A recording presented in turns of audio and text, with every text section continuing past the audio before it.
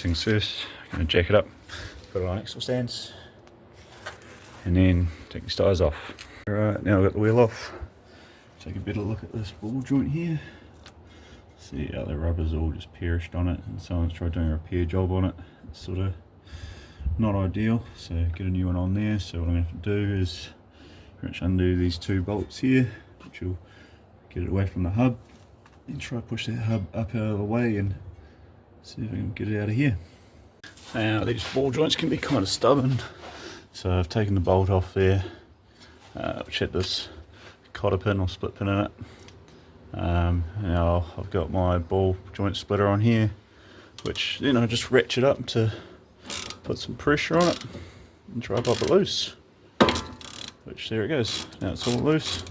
Pushing it up and out, and I'll be able to separate it.